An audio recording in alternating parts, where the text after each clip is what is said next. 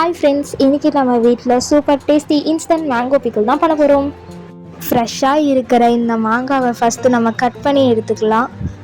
இந்த ஒரு ஸ்பெஷல் மசாலா தான் நம்ம மேங்கோ பிக்கிளோட ரியல் டேஸ்ட் ஃப்ரெண்ட்ஸ். கடுகு, வெந்தயம், கருவேப்பிலை இதெல்லாம் லைட்டாக ரோஸ்ட் பண்ணால் ஸ்மெல் வேறு லெவலில் இருக்கும்.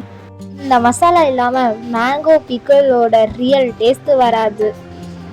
இப்போது இதையெல்லாம் நைஸாக கிரைண்ட் பண்ணிக்கலாம். இப்போ இதில் சால்ட் ஆட் பண்ணிக்கலாம். ஐயோ, இந்த ஹோம்மேட் மசாலா தான் மேங்கோ பிக்கிளோட டேஸ்ட் நெக்ஸ்ட் லெவலுக்கு கொண்டு போகும். இப்போ நம்ம ஸ்பைசி சில்லி பவுடரை தான் ஆட் பண்ண போகிறோம்.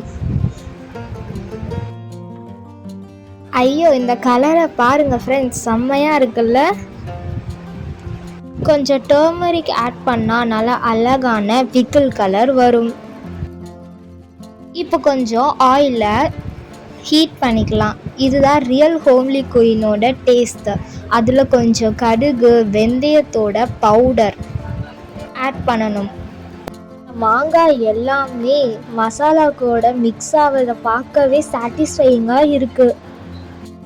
இப்போ நம்ம ரெடி பண்ணி வச்சுருந்த அந்த ஆயில் ஆட் பண்ணிக்கலாம். இதனால் ஆட் பண்ணி எல்லாம் மிக்ஸ் பண்ணுங்கள். வாவ், பாருங்க ஃப்ரெண்ட்ஸ், எவ்வளோ ஜூஸியாக ஸ்பைசியாக இருக்குன்னு. இப்போ நம்ம ஆயில், மசாலா, ஸ்பைசி மசாலா எல்லாமே போட்டிருக்கோம். ஸோ இது எல்லாமே நல்லா மிக்ஸ் பண்ணணும்.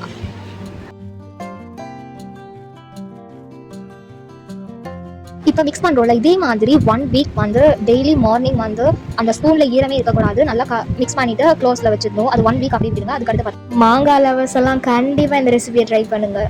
இந்த ரெசிபி உங்களுக்கு பிடிச்சிருந்தா ஹோம்லி குயின் சேனலை சப்ஸ்கிரைப் பண்ணுங்கள் ஃப்ரெண்ட்ஸ். வேறு என்ன ரெசிபி வேணும்னு கமெண்ட் பண்ணுங்கள்.